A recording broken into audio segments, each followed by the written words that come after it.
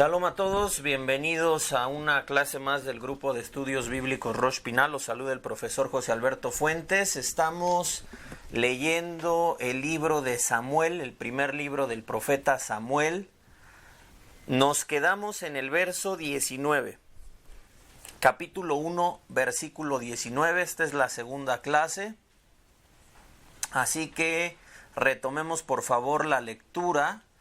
Vamos a leer desde el 18, si les parece bien, capítulo 1, versículo 18, a lo cual ella respondió, estamos hablando de Hana: halle tu sierva gracia a tus ojos. Después de la verajá del Sadik, Elí era el Sadik de la generación. Aquí vemos la importancia que tienen los justos de la generación, cómo es importante estar apegados a ellos, cómo las palabras de los justos tienen un poder muy grande, no solamente en el ámbito espiritual, sino también en la misma persona, en el ánimo de la persona.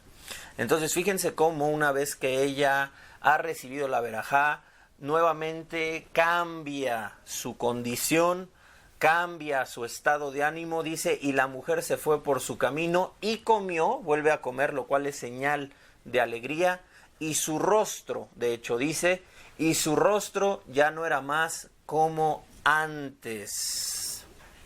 Verso 19, madrugaron por la mañana y se prosternaron delante del Eterno. Vemos cómo desde temprano ellos buscan al Eterno, y regresaron y vinieron a su casa de Ramá. Y vino Elcana a Hana, su mujer, y el Eterno se acordó de ella. Aquí también vemos que todo está en las manos de Hashem. Esto es algo que se va a estar repitiendo continuamente, o se va a estar viendo continuamente, que todo está en las manos de Hashem.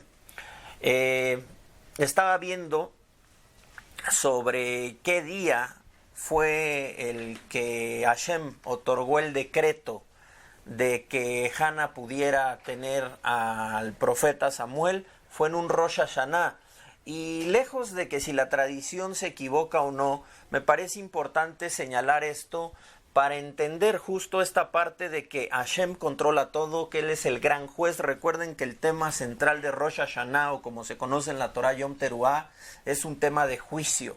Y ahí es donde se decreta la suerte, por así decirlo, el destino de cada individuo.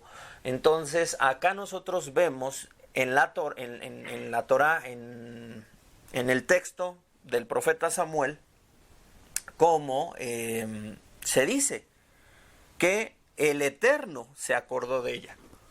Perfecto, el hombre puede hacer planes, el hombre puede decir, bueno, me voy a casar, voy a tener intimidad con mi pareja, con motivo de tener hijos, y puede planear, pero si Hashem no da el visto bueno, pues no vas a tener hijos. Y justo ese es el tema de Rosh Hashanah, de que ahí se decreta todo lo que viene del Rosh Hashanah al Rosh Hashanah que sigue durante todo ese periodo de un año.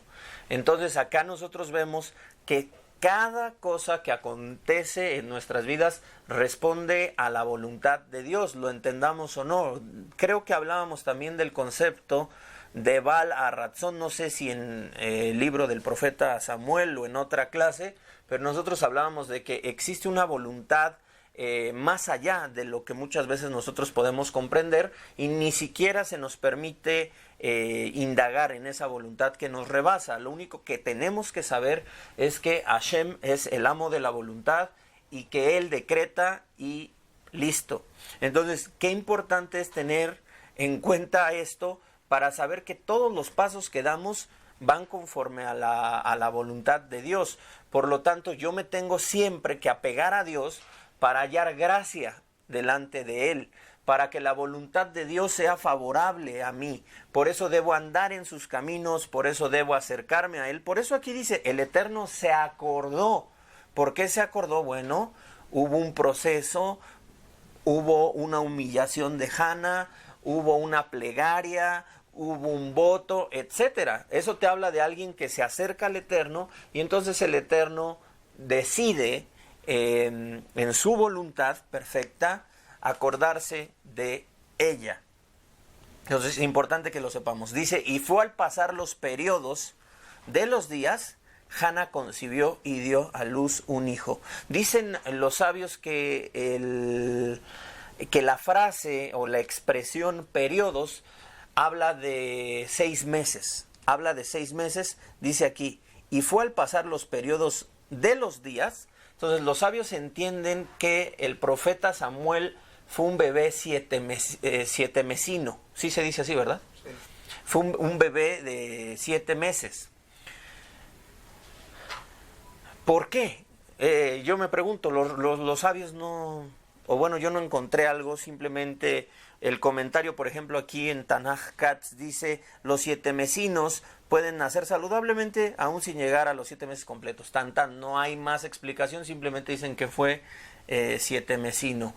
Yo lo que puedo ver aquí del número 7 en la Biblia es que el número 7 es un número de plenitud, es un número de perfección.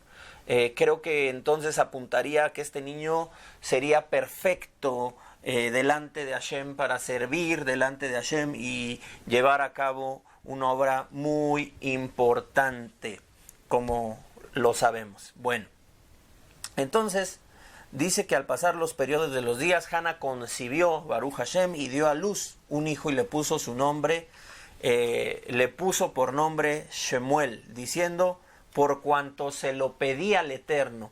Entonces aquí hay algo interesante porque si tú ves el nombre de Shemuel, la mem sale como sobrando, es como que está de más. Y entonces dicen los sabios, la mem es la mem del número 40. Acuérdense que las letras hebreas son números también, y entonces aquí la letra mem, esa letra mem, entre comillas, que está de más en el nombre de Shemuel, alude a que Samuel tendría la grandeza de Moshe, que también se escribe con la letra mem, y no solo eso, sino también la grandeza de Moshe y Aarón juntos, que estuvieron dirigiendo al pueblo de Israel durante 40 años. Este sería Samuel. No solo eso, sino que Samuel estaría ungiendo al Mashiach, sería el ungido, que sería en 2 ocasiones, ¿verdad? Tanto Saúl fue Mashiach y David fue Mashiach, recordando que el título de Mashiach no necesariamente tiene que ser entendido como Mesías o como el Redentor, sino que el concepto de Mesías es muy amplio y en primer lugar pues habla del ungimiento, de alguien que ha sido ungido. Entonces ahí también tenemos la mem del profeta Samuel, que es interesante este dato. Y bueno, dice que le puso así, le puso por nombre Shmuel en hebreo, diciendo, por cuanto se lo pedí al Eterno.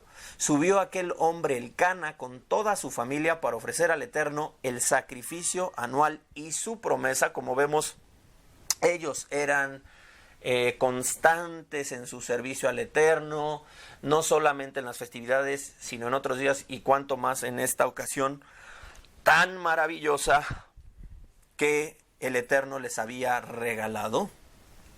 Pero Hannah no subió, pues dijo a su marido, esperaré hasta que cese de mamar el niño, entonces le llevaré para que se presente ante el Eterno y permanezca allí para siempre. Dado al voto que ya había hecho, toma esta decisión.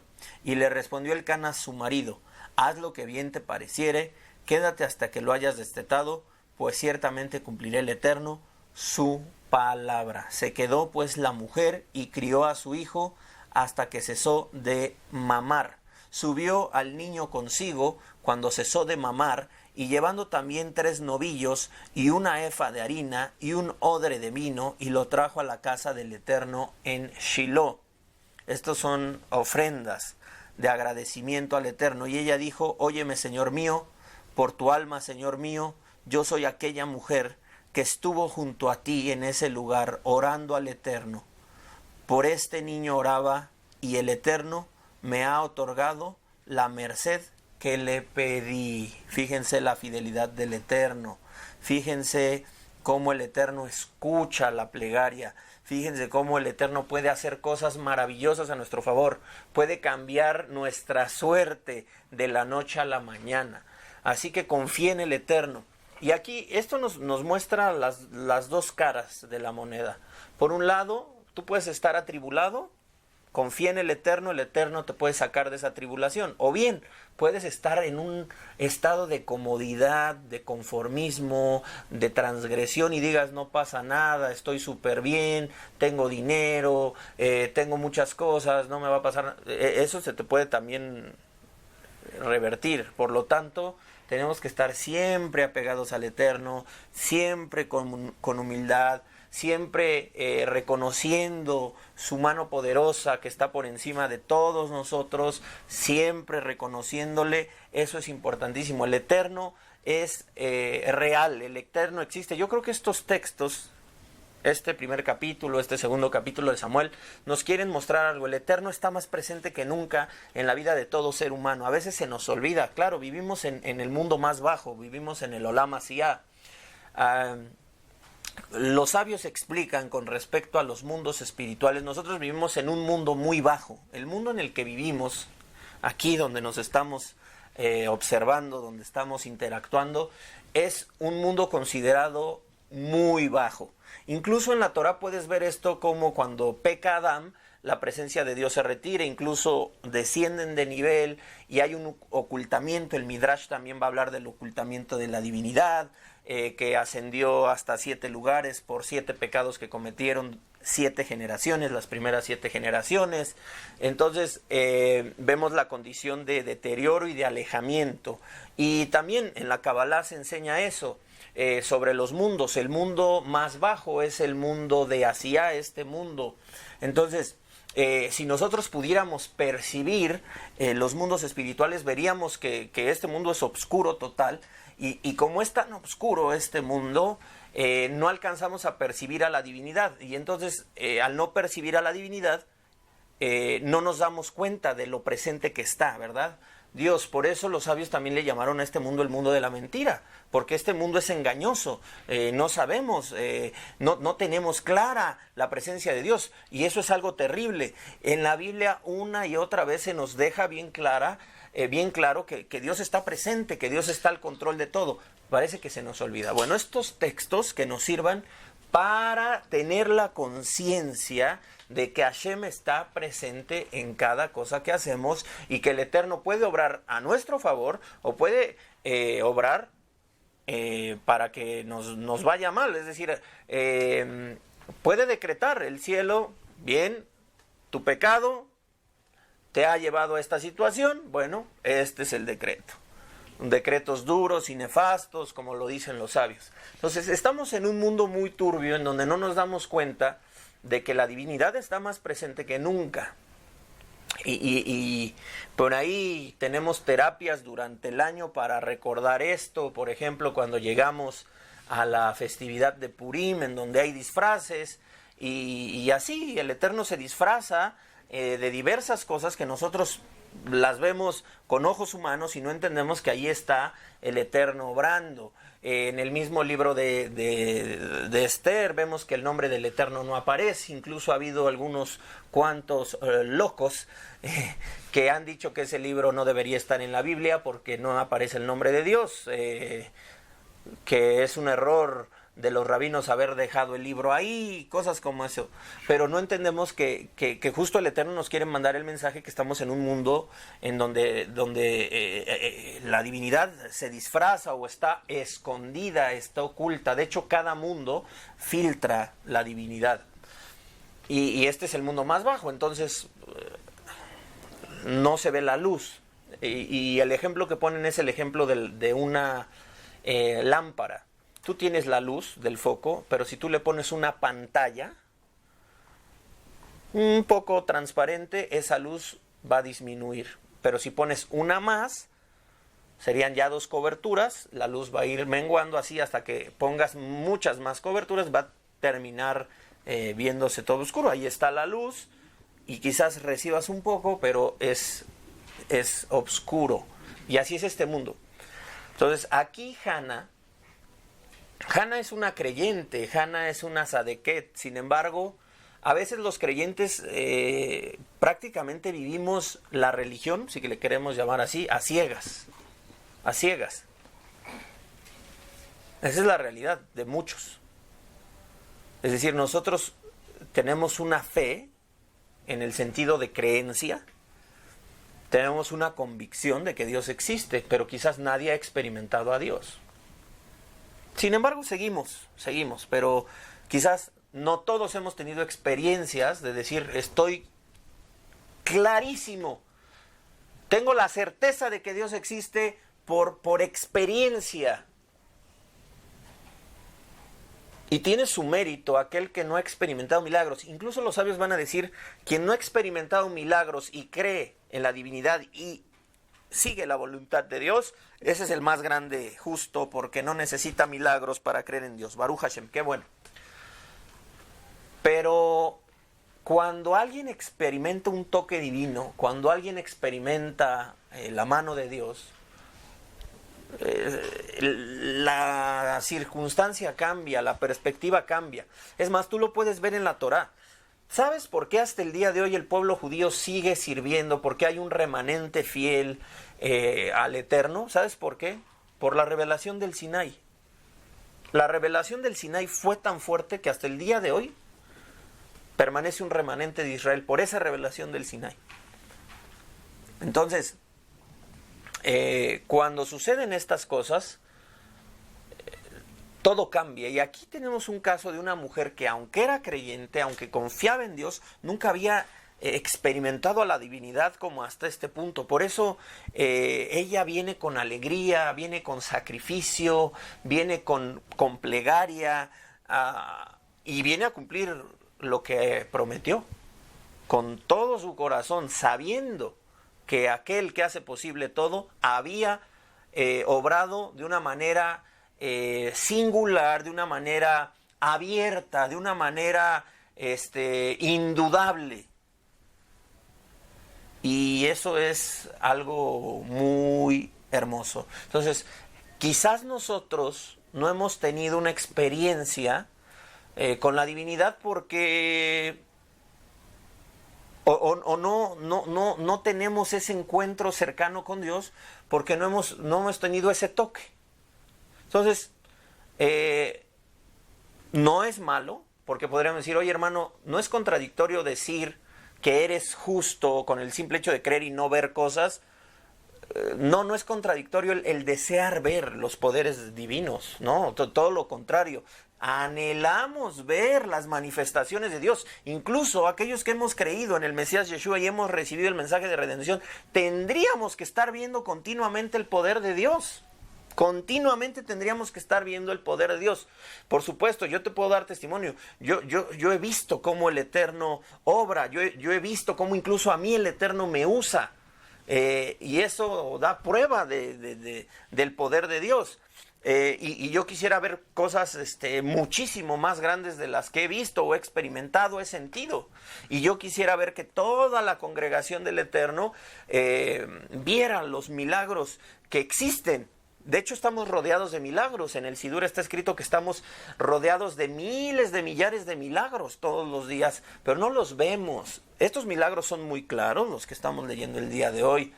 Pero, hermano, necesitamos acercarnos a Dios, necesitamos buscar a Dios como lo hizo esta mujer. Y veremos esos milagros. Pero el milagro debe producir un fruto en nosotros. Porque aquí ya ocurrió el milagro, ella pudo actuar egoístamente, no, tiene que cumplir su voto, tiene que presentarse delante de Hashem. Es decir, una vez que recibes el milagro te motiva a estar más cerca de Dios, el milagro te debe motivar a acercarte más a Dios, te debe motivar a trabajar más para Dios, así yo lo entiendo. Entonces, dice que trajo al niño, era pequeño, degollaron un ternero y trajeron el niño Elí. Y ella dijo, óyeme, Señor mío, por tu alma, Señor mío, yo soy aquella mujer que estuvo junto a ti en este lugar orando al Eterno porque este niño oraba. Por este niño oraba. Y el Eterno me ha otorgado la merced que le pedí. Por lo mismo, yo también lo dedico al Eterno. Todos los días que viviere, dedicado será al Eterno. Y Elí se prosternó allí al Eterno. Hay otros comentaristas que dicen quien se prosternó fue el Cana. Hay otros comentaristas que dicen el que se prosternó fue el mismo niño Shmuel. Bueno,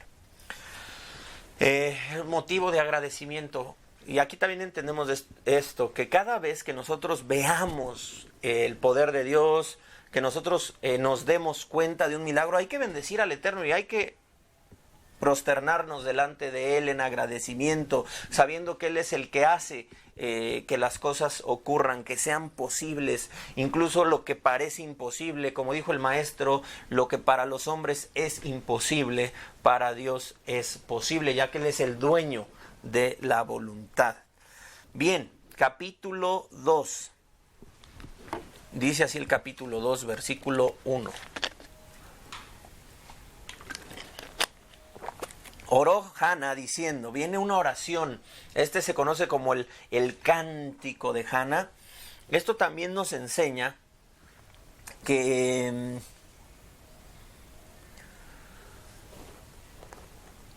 hay que cantarle al Eterno en la plegaria. Es importante usar el cántico en la plegaria. No es que diga el texto que cantó, pero los sabios dicen, este es el cántico, también se conoce como el cántico de Hana, ¿sí? Como dice la expresión en hebreos, está hablando de oración, sí, pero es importante señalar esto, cantar al Eterno. Incluso cuando te presentes delante de Él, lo puedes hacer en manera de un cántico. Cuando leas salmos, lo puedes hacer en manera de cántico. Cuando los que acostumbran tomar un sidur, háganlo en manera de cántico para que tu alma se exprese de una manera diferente, para que conectes de una manera especial con el Eterno. El cántico tiene un poder grandísimo. Bueno, dice que oró Hana diciendo, alégrese mi corazón en el Eterno. La alegría de nuestro corazón debe ser por causa del Eterno. ¿Cuántas cosas no alegran nuestro corazón? ¿Te has dado cuenta? En este caso, en el contexto, la alegría de Hana podría decirse es su hijo Shmuel. ¿Cómo no nos van a alegrar nuestros hijos el corazón? Pero ella pone antes algo. Dice, alégrese mi corazón en el Eterno.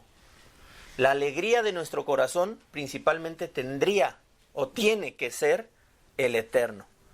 A veces la alegría de nuestro corazón, ya vimos el caso de un hijo, por supuesto que nos alegra, pero antes debe ser el Eterno.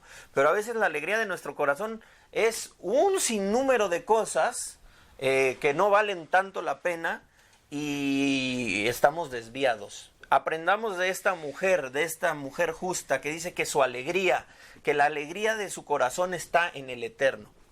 Mi fuerza se eleva por el Eterno, también nuestra fuerza está en el Eterno. Date cuenta cómo todo tiene un centro y ese es el Eterno.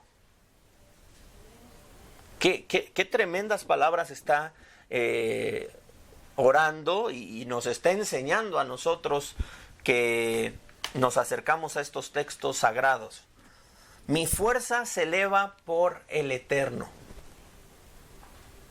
Se ensanchó mi boca sobre mis enemigos, por cuanto me regocijo en tu salvación. No hay santo como el Eterno, porque no hay otro fuera de ti. No hay santo como el Eterno. No hay otro fuera de Él. Ni hay peña como nuestro Dios, no hay roca como el Eterno, sólida, fuerte, poderosa, que puede hacer lo que para nosotros es imposible, lo puede hacer. Es tan poderoso, la roca habla del poder de Dios. No hay poder como nuestro Dios, no hay nada fuera de ti. Esto lo tenemos que meditar siempre, siempre, siempre. Fíjense todo lo que nos está enseñando, Dice, no aumenten en hablar altaneramente. Ya también hay consejo. No aumenten en hablar altaneramente. Cese la arrogancia de vuestra boca. Y de hecho, si hay un ejemplo de esto es Hannah. Hannah no habla altaneramente, incluso dirigiéndose al Eterno, no grita, lo que decíamos la clase pasada, sino que es la oración del silencio, la oración de humillación, la oración de anulación. No aumenten en hablar altaneramente, cese la arrogancia de vuestra boca. En cuanto a nuestra relación con Dios, como con nuestra relación con todo nuestro prójimo. No tenemos por qué hablarle altaneramente a nuestro prójimo, no tenemos por qué ser arrogantes en todos los sentidos. A veces incluso, por eso mencionaba el ejemplo de la oración silenciosa de Hannah, porque incluso delante de Dios hasta a veces podemos ser osados, podemos ser atrevidos delante de la presencia de Dios, y no es correcto. Porque Dios es omnisapiente, es el Eterno, y delante de Él son contadas las acciones. Delante de Dios son contadas nuestras acciones. Por lo tanto, nuestras acciones siempre deben ser dirigidas hacia la santidad, hacia el temor, hacia las buenas obras, hacia todo lo que el Eterno ha legado en su Torá. Incluso, como decíamos en otra clase, hay cosas que no están escritas en la Torá, pero nosotros, nuestra conciencia, nuestro corazón nos dicta que tenemos que seguir esas cosas, que tenemos que obrar de manera santa, sin malicia, sin maldad, en todos nuestros caminos, ya que el Eterno cuenta todas nuestras acciones. Los arcos de los fuertes fueron quebrados. Aquí de hecho ya hay también profecía, de hecho es una profecía esto, hay profecía de los días futuros de Israel, de las batallas que libraría Israel, de los imperios que oprimirían a Israel y que después el Eterno los liberaría. Aquí ya también viene todo este tema. Los arcos de los fuertes fueron quebrados y los débiles se han ceñido de vigor. Este es como, podría relacionarse con los exilios, con los imperios que exiliaron, que oprimieron al pueblo de Israel, y vemos cómo el Eterno los liberó. Los saciados de pan se alquilaron por él, los hambrientos cesaron de sufrir hambre. Entonces, tienes que percibir estos cambios que a veces puede venir un tiempo de tribulación, puede venir un tiempo de prueba que se va a ver eventualmente en el pueblo de Israel. Repito, estas son profecías que el pueblo mismo de Israel vería cumplirse, pero aquí siempre está el mensaje de esperanza, el mensaje de salvación, el mensaje de que el Eterno levante tu cabeza. Dice, los saciados de pan se alquilaron por él y los hambrientos cesaron de sufrir hambre. Aún la estéril ha dado a luz 7, está hablando de ella misma en profecía, ya que Hannah tendría 5 hijos. Hay que recordar que hay veces que la Biblia usa expresiones como puntuales, pero que no necesariamente son literales, sino que son maneras de expresarse. El hecho de que diga 7, el número 7, como te dije, representa a veces como mucho. No necesariamente es que tuvo 7 hijos, tuvo 5, 6 con Samuel, pero se usa la expresión 7 en el sentido de mucho, de algo como que ha sido saciado, como que estás completo, que se entienda así. Bueno, aún la estéril ha dado a luz 7, está profetizando, no solo para ella, sino para aquellas que padezcan el mismo mal. Y la que abundaba en hijos languidece, lo que va a pasar con Penina. El Eterno mata y da vida. Nuevamente el mensaje es el mismo. El Eterno mata y da vida. ¿En manos de quién está nuestra vida? ¿Quién permitió que el alma de alguien bajara? El tema aquí, hermanos, por eso siempre tenemos que entenderlo. El tema principal es la voluntad de Hashem. Incluso lo vemos en una relación de pareja. Ok, está papá y mamá. Pero ¿por qué las parejas no pueden tener hijos? Porque el Eterno no ha permitido que de una Neshama baje. Hay 3 socios en la creación, papá, mamá y Hashem. Hashem insufla la Neshama. Si Hashem no permite que la Neshama baje, no va a haber hijo ahí. Incluso cuando alguien sigue tratamientos en estas clínicas tan avanzadas que gracias al Eterno, la ciencia ha aumentado, la tecnología, bendito sea el Eterno, siempre hay que reconocer al Eterno detrás de todo. Por supuesto, como lo hemos dicho en otras clases, somos socios del Eterno, como se ve en el relato de la creación. El Eterno creó todo para hacer, y tú dices, ¿cómo que para hacer? Porque somos socios, entonces los médicos se convierten en socios de Dios. Y vemos incluso en estos lugares donde la ciencia está tan avanzada, en donde hay clínicas que ayudan a los padres a tener hijos, Baruch Hashem, qué bueno que existe esa tecnología y que estos avances hayan crecido de una manera que incluso en esas clínicas te dicen, si no lo logramos te regresamos tu dinero, Baruch Hashem. Pero déjenme decirles algo, que el Eterno es el que decide incluso en esos casos de las clínicas superavanzadas, porque quien insufla la Neshama es el Eterno, y quien manda a recoger la Neshama es el Eterno. Entonces el Eterno mata y da vida. El Eterno tiene el control de todo. Quítate, nos tenemos que quitar el chip de pensar que tú tienes el control de tu vida. Sí, existe un libre albedrío, el Eterno nos regaló el libre albedrío, pero debes entender la potestad que tiene el Eterno, la autoridad que tiene el Eterno, y cuando entiendes eso, entonces tu manera de ver la vida y tu manera de actuar en la vida cambia, obvio. Entonces, esto es importante, dice, hace bajar al sepulcro y hace subir, Baruch Hashem, ¿te das cuenta? Hace bajar al sepulcro y hace subir. Hannah está profetizando la resurrección de los muertos. Qué profecía tan fuerte la de Hannah. El Eterno mata y da vida. Desde aquí ya te está hablando de eso incluso. Hace bajar al sepulcro y hace subir. Está hablando de la resurrección. Está hablando de los días de Mashiach. Está hablando de quien sería el primogénito de los muertos. Está hablando del principal, que es Mashiach, Yeshua, para nosotros que tenemos los beneficios de la historia. El Eterno empobrece y enriquece. Lo mismo de Rosh Hashanah. Este texto está perfecto para Rosh Hashanah. Y si no mal recuerdo, fíjate, no lo había pensado, aunque lo hemos hecho, pero si no mal recuerdo, en Rosh Hashanah se lee como Haftará este texto, si no mal recuerdo. Vamos a ver. Para corroborarlo, vamos a ver, 180 creo que sí. Y si no, bueno, estoy casi seguro que sí. Si no me falla a mí mejor. Sí, miren, la Haftará del primer día de Rosh Hashanah es esta, porque este es el tema de Rosh Hashanah. Primera de Samuel, capítulo 1, versículos del 1 al capítulo 2, versículo 10. Esa es la Haftará del día de... les muestro aquí el Maxor rápidamente, del día de Rosh Hashanah, el día del juicio. Bien, entonces es el tema. El Eterno mata y da vida. En Rosh Hashanah se decreta quién vive y quién muere. En Rosh Hashanah se decreta quién baja al sepulcro.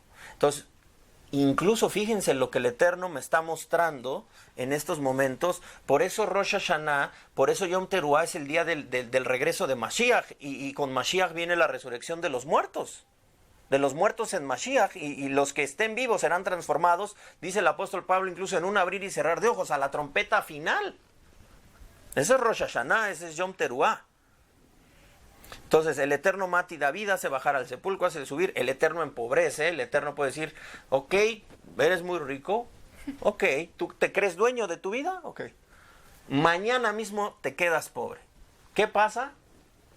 Hay tantos casos, hermano, de gente millonaria que de repente le hicieron un mal manejo en la cuenta, el contador, el administrador se los llevó al baile, como decimos en México, es decir, hizo una tranza, hizo un mal negocio, desvió fondos, lo que sea, y te quedaste en ceros.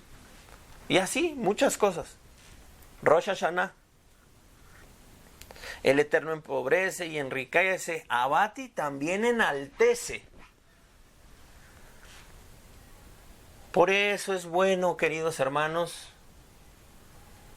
encomendarse a Dios, buscar a Dios, pedir el favor de Dios, alabarle, exaltarle, estar bien con el rey, estar bien delante del rey.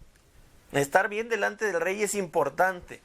Levanta del pobre al pobre y del muladar eleva al menesteroso para hacerlo sentar entre los nobles, y un sitial de honor les hereda, porque del Eterno son los pilares de la tierra y asentó sobre ellos el mundo.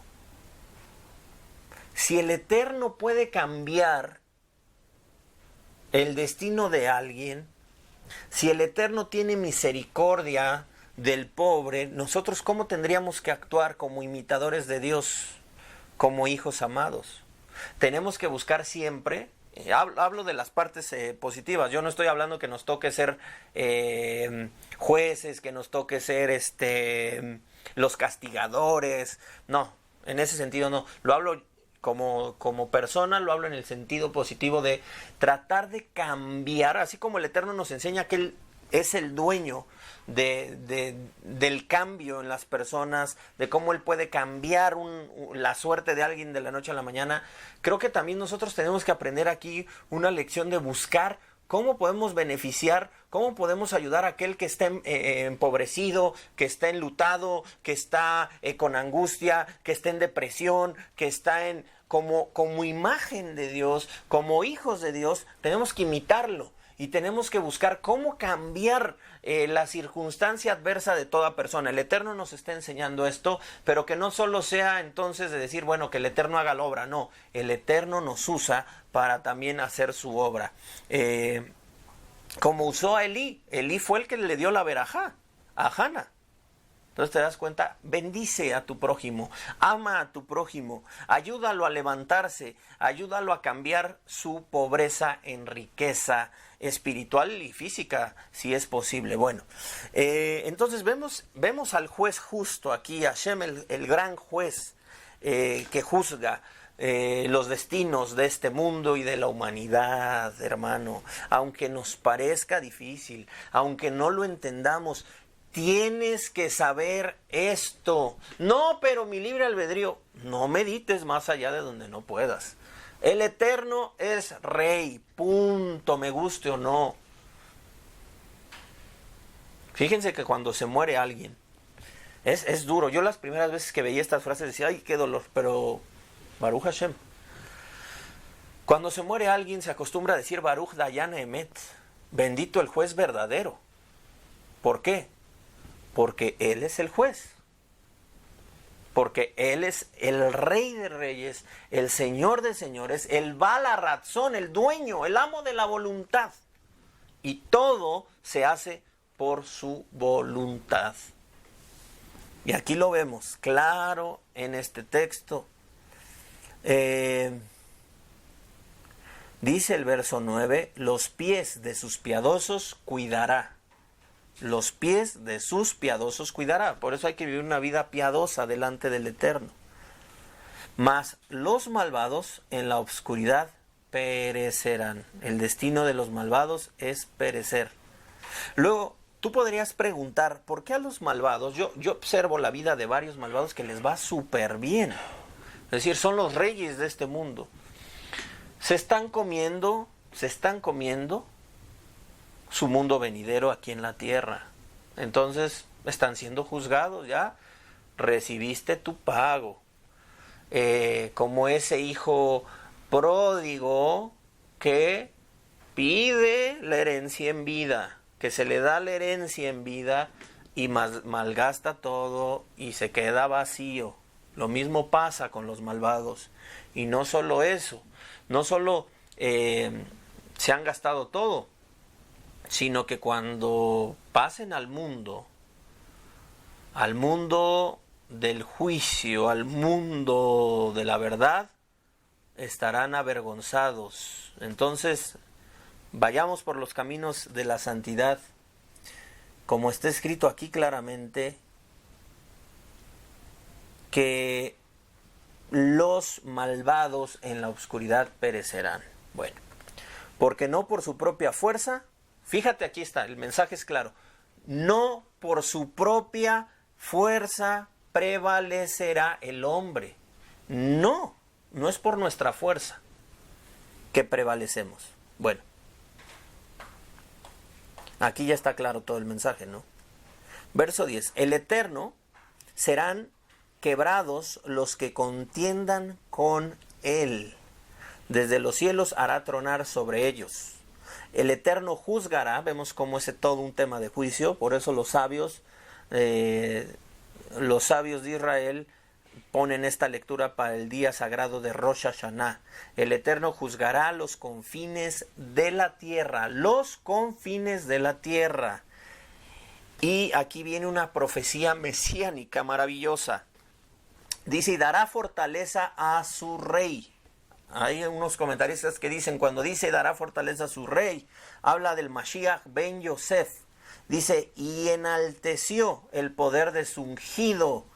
Tiene que ver con el Mashiach ben David. Y hay un comentario que recordé del Sidur HaMerkaz en Birkat Hamazon, en donde hay una frase muy similar. De hecho, creo que sale de aquí. Dice... ¿Dónde está esto?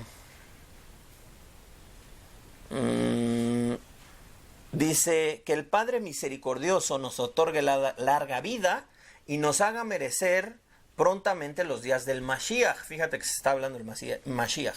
Y la reconstrucción del templo y la vida eterna. Él da salvación grande a su rey.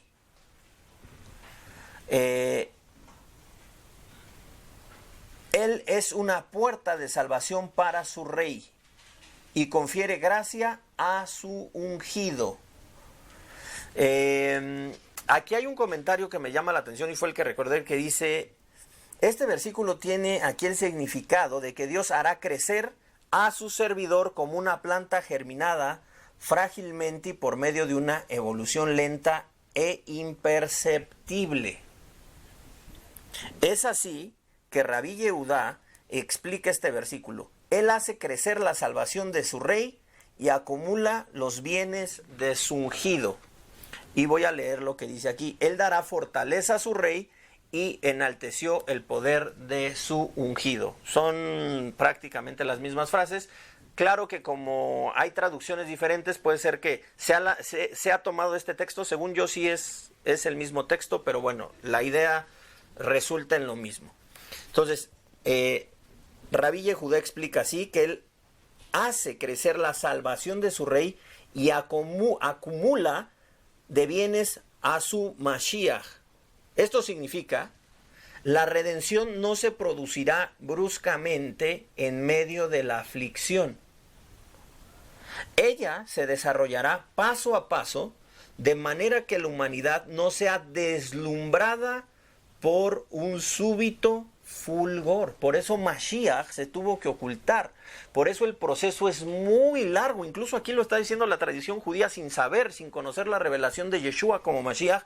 Pero nosotros sabemos que el Mashiach se escondió. Porque muchos podrán decir, ¿por qué el Mashiach no restauró el reino de Israel en ese día, en esos tiempos, como está escrito en el libro de los Hechos? Incluso fue una pregunta que le hicieron sus discípulos. ¿Por qué el Mashiach no inmediatamente intervino y ya puso la paz completa en la tierra? Todo esto que el mundo judío espera, y por eso de hecho el pueblo judío no le reconoce. Pero incluso aquí encontramos comentarios de la misma tradición judía, y que esto está en un sidur muy tremendo. Aquí se los muestro, que es el Sidur HaMerkaz, que es un sidur comentado, es una joya de libro esto, y recordé este comentario que yo había leído hace tiempo, y justo dice eso: él hace crecer la salvación de su rey y acumula de bienes a su ungido. Es decir, la redención no se producirá bruscamente en medio de la aflicción, ella se desarrollará paso a paso, de manera que la humanidad no sea deslumbrada por un súbito fulgor. El Eterno hará crecer la salvación de su elegido, de su rey, de su Mashiach, así como hace crecer cada día la aurora progresivamente. Esto también se basa en el Midrash, dice aquí del Salmo 118,51. Sidur HaMerkaz, Rabí Meir Matzlia Melamed. Entonces fíjate lo que dice el texto: él dará fortaleza a su rey y enaltece el poder de su ungido, aunque no es el contexto necesario, y sí tengo que explicarlo, y también acá atrás tenemos el tratado de Sukkah, en donde se habla del Mashiach ben Yosef y el Mashiach ben David. Yo he visto que muchos, siempre que se habla del Mashiach sufriente, dicen es el Mashiach ben Yosef. Está bien, pero si somos muy concretos, el Talmud no habla necesariamente de unos sufrimientos del justo que padece, sino habla de un Mesías guerrero. El Mesías ben Yosef es un Mesías guerrero que lucha una batalla. Se describe como el Mashiach ben Yosef porque es descendiente de la tribu de Efraín, que lucha una batalla y muere en la batalla, y después surge el Mashiach ben David, que es de la tribu de Yehudá. Entonces, solamente para aclarar y que no confundamos o no forcemos una interpretación, pero lo que sabemos es que el Mashiach padece, más bien hay todo un proceso. Primero, el Mashiach se revela. Entonces, fíjate cómo es un proceso, como dice, que va creciendo, y de hecho sigue creciendo esta manifestación del Mesías, porque nosotros estamos manifestando ese Mesías. El Mesías ha manifestado su espíritu en nosotros, entonces esto va creciendo. Pero todo comenzó cuando el Mashiach comenzó su trabajo como profeta en Israel, profeta. Después el Mashiach tiene que padecer. Aquí vemos ya otra parte de ese proceso que padece.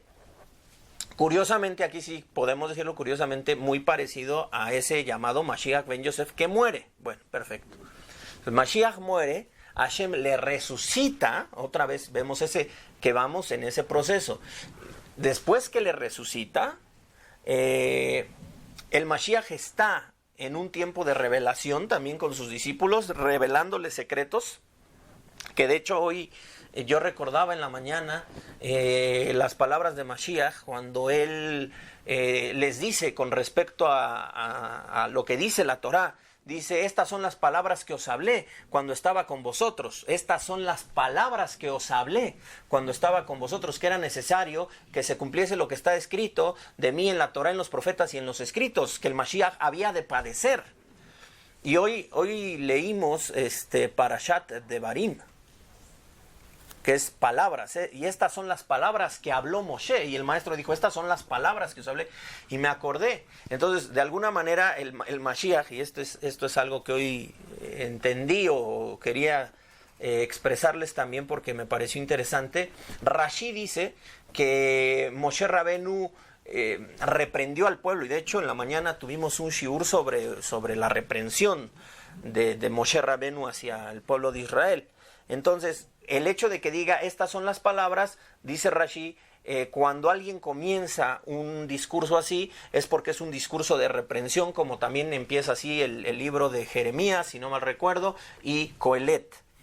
Son reprensiones. Entonces, cuando el Mashiach le dice estas son las palabras que hablé, de alguna manera estaba reprendiendo a sus discípulos de decir, ¿por qué no están estudiando las Escrituras correctamente? ¿Por qué no han visto la revelación del Mesías en las Escrituras? Y tenemos que ser reprendidos también nosotros el día de hoy, y parece que las palabras del Mashiach se repiten al decirnos, estas son las palabras que os hablé, es decir, esa expresión simboliza reprensión de por qué señalar el mal proceder en cuanto al tema del estudio de las Escrituras.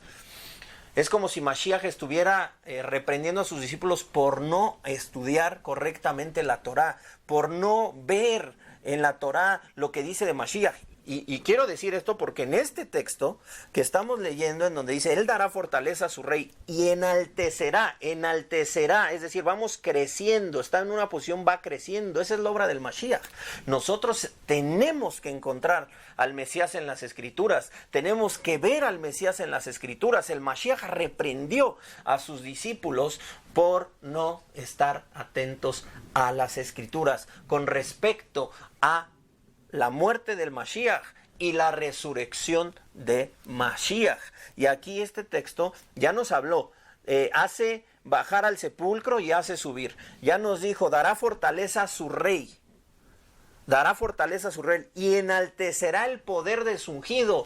El poder de Mashiach, Yeshua, no es el mismo hoy día al poder del Mashiach que comenzó su ministerio. Ese poder ha ido creciendo por la revelación que ha tenido, ha sido enaltecido, y cuando regrese el Mashiach, que sea pronto y en nuestros días, será todavía más grande de lo que él manifestó y de lo que tenemos escrito en los llamados evangelios, que incluso en el evangelio de Yohanan se dice que no se escribieron todas las cosas porque no habría la cantidad de libros suficientes para hablar de lo que hizo. Si eso fue cierto en el sentido de todos los testimonios que tenemos, y es algo grandísimo, ¿cuánto más será la revelación y el regreso de Mashiach, a quien tenemos que anhelar todos los días?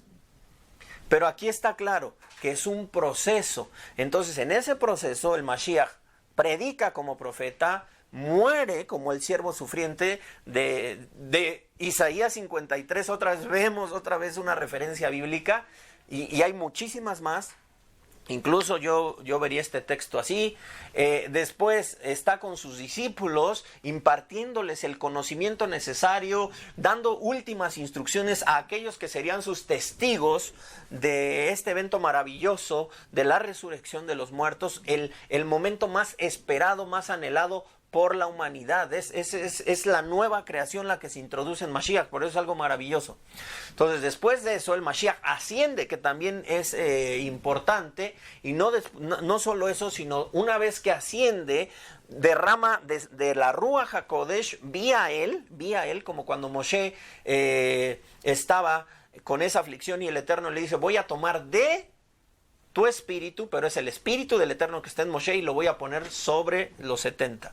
Lo mismo, el Eterno toma de la porción que ha recibido Yeshua, que es una porción ilimitada, dice que es sin límites, ha recibido del Espíritu. Está escrito también en las cartas de Pablo que en él habita la plenitud de la deidad, de la divinidad. Es decir, el Mashiach ha recibido del Padre todo lo que alguien puede recibir en este plano de creación. No hablamos de Ensof, ese ya es otro mundo, no es otro mundo, más bien es otro plano inaccesible, que no podemos hablar, que ese es otro tema. Pero en cuanto al tema de la creación, desde lo que cabalísticamente se hablaría, desde Adán Casmón hasta el mundo de Asiá, el mundo de la acción, el Mashiach ha recibido todo de parte del Eterno.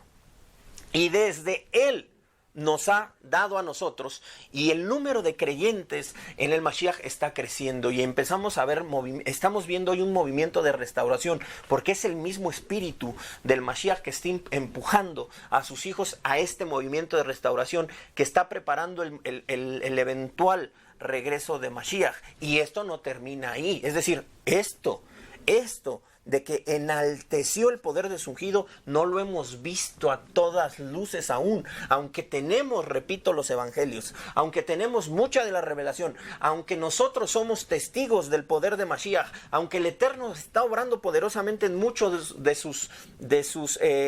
los hijos del Mesías actualmente, no hemos visto, hermano, no hemos visto todavía todo lo que se viene, y será aún más enaltecido ese Yeshua que va a regresar, ese Mashiach Ben David, ese Mashiach triunfante que va a regresar, y que también el pueblo de Israel, que ha estado endurecido en parte, le reconocerá.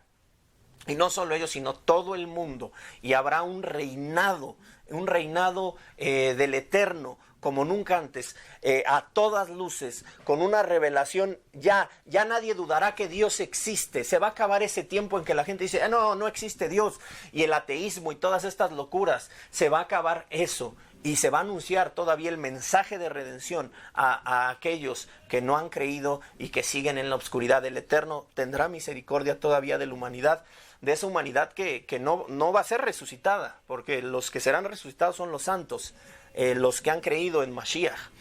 Y esto seguirá siendo enaltecido el Mashiach. Entonces, la profecía de Hanna es grande. El Eterno juzgará los confines de la tierra y dará fortaleza a su rey, y enalteció el poder de su ungido. Que sea pronto y en nuestros días esta exaltación, este crecimiento todavía más que esperamos, y es con el regreso de Mashiach. Y justamente es el contexto de juicios Rosh Hashanah, es lo que sabemos, lo que se nos ha revelado con respecto al regreso del Mashiach. Que sea en el próximo Rosh Hashanah, diríamos, con la ayuda del Eterno. Bien, fue el Cana a Ramá a su casa, pero el niño se quedó sirviendo al Eterno delante de Elí. Lo dejaron ya a Shmuel para que fuera instruido por Elí, por este gran Sadik. Se quedó sirviendo al Eterno delante de Elí, el sumo Cohen, desde pequeñito, desde los 2 años fue entregado. Era la norma de los Coanim para con el pueblo, que a todo hombre que ofrecía sacrificios se llegaba el mozo del Cohen mientras cocían las carnes, y sosteniendo un tenedor de 3 púas en su mano, y dando un golpe con él en la cazuela, o en la olla, o en la caldera, o en la marmita, todo cuanto sacaba el tenedor lo tomaba el Cohen con el tenedor. Así hacían ellos con todo hombre de Israel que venía allí a Shiloh. También aún antes de que se quemaran el cebo, venía el mozo. Aquí parece que hay un cambio, obviamente ya pasó el tema este éxtasis, y nos regresa la historia, nos baja la historia después de un éxtasis de revelación profética. Así es la profecía. Cuando tú entras a hablar lo que nos pueda revelar el Eterno, esto es mucho más profundo de lo que yo hoy te estoy contando o te estoy transmitiendo, pero pasa eso, que cuando estás en el nivel de profecía sientes el éxtasis sientes una parte pequeña del éxtasis que pudo haber sentido Hannah en esos momentos. Es algo increíble. Imagínate si lo leyéramos directo del hebreo, entendiendo todos los secretos y las letras hebreas y cosas así, es una cosa increíble. Y con la revelación de Mashiach ni se diga. Entonces regresamos abruptamente a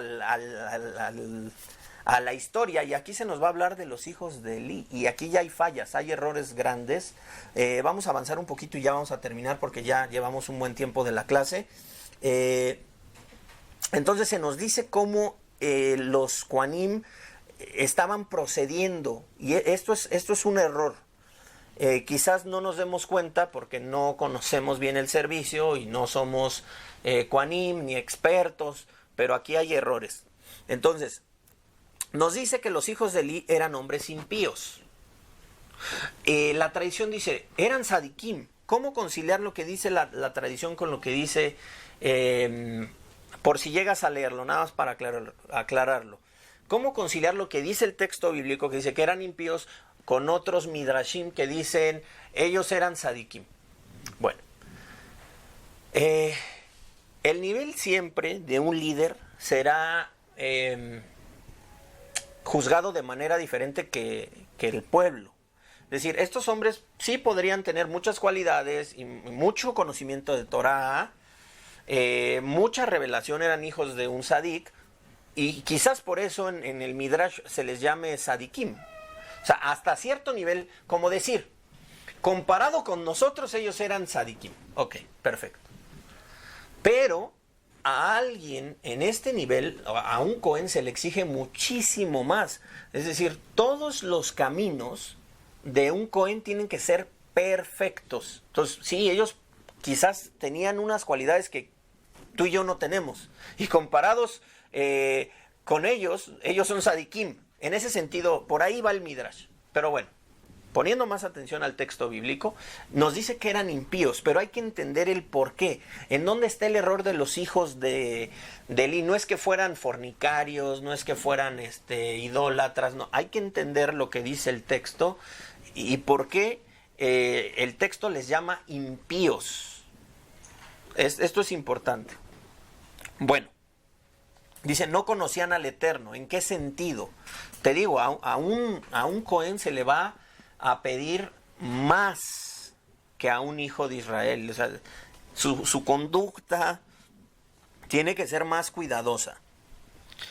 Era la norma, verso 13, era la norma de los Kohanim, hombres, era la norma de los Kohanim para con el pueblo que a todo hombre que ofrecía sacrificio se llegaba el mozo del Cohen mientras cocían las carnes, y sosteniendo una cazuela o en la olla o en la caldera o en la marmita, todo cuanto sacaba el tenedor lo tomaba el Cohen con el tenedor.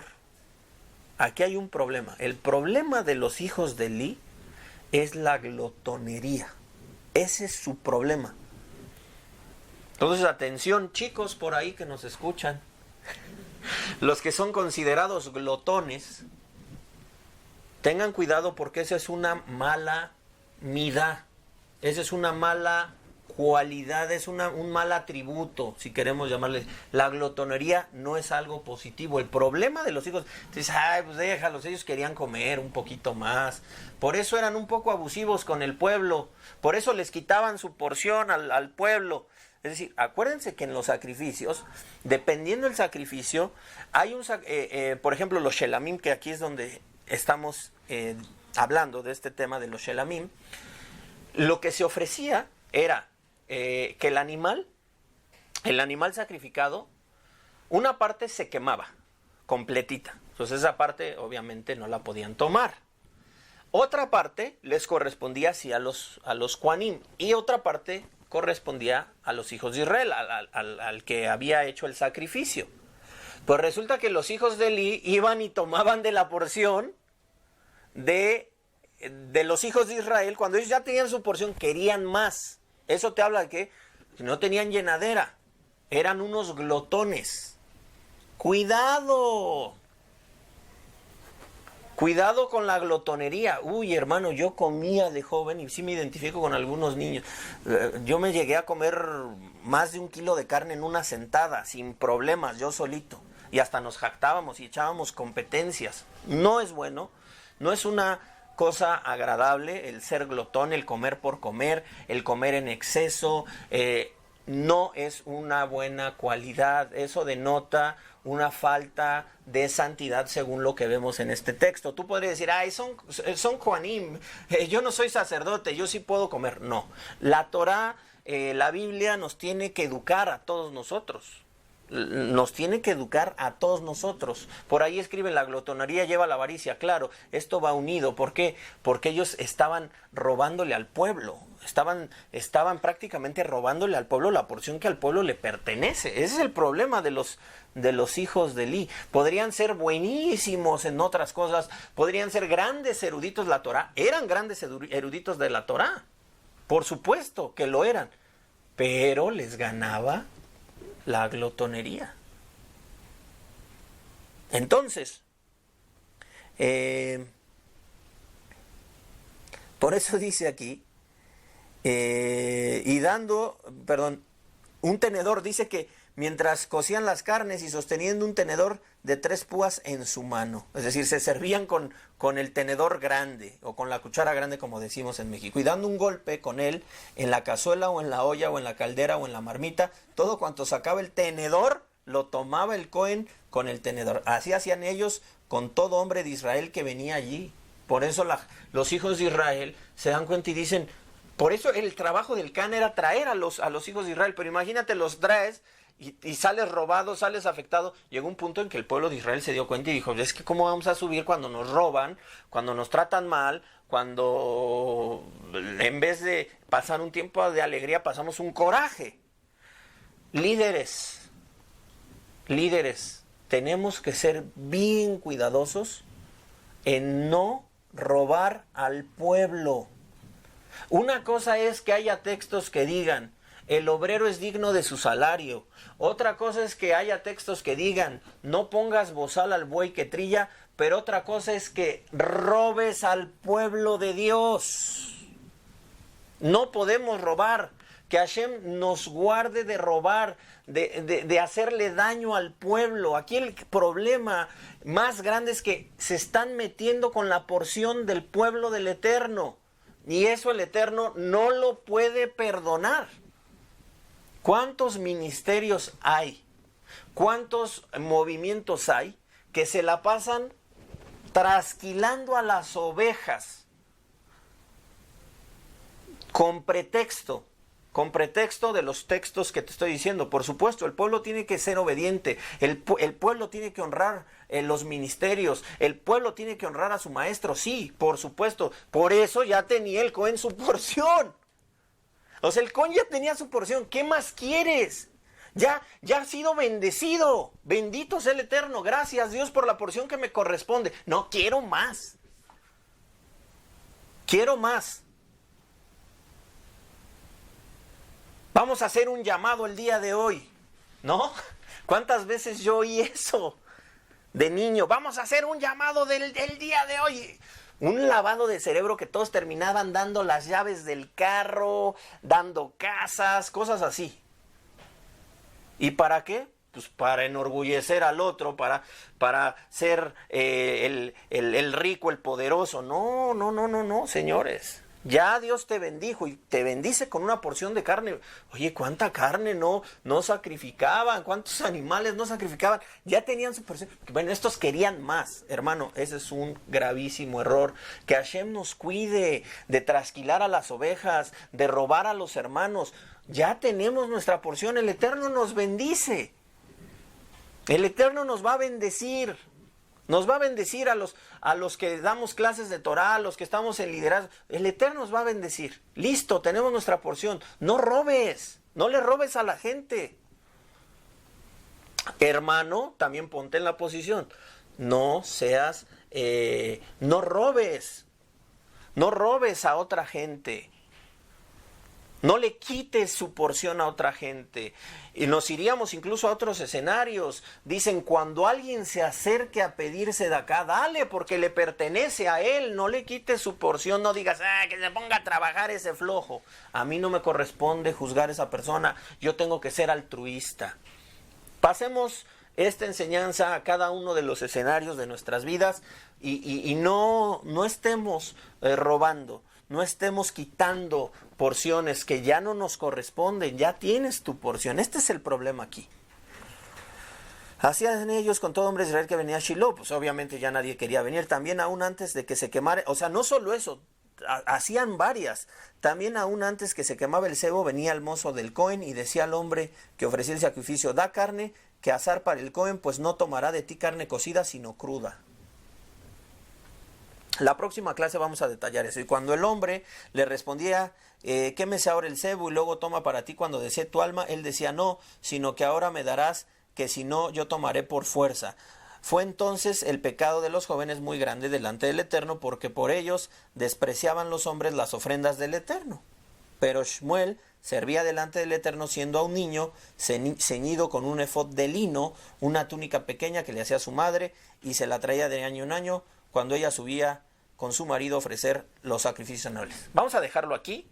Retomamos con los, porque ya llevamos 1 hora 7 minutos, retomamos con los hijos de Eli, viendo estos detalles de lo que hacían, aunque ya te dije prácticamente cuál era el problema.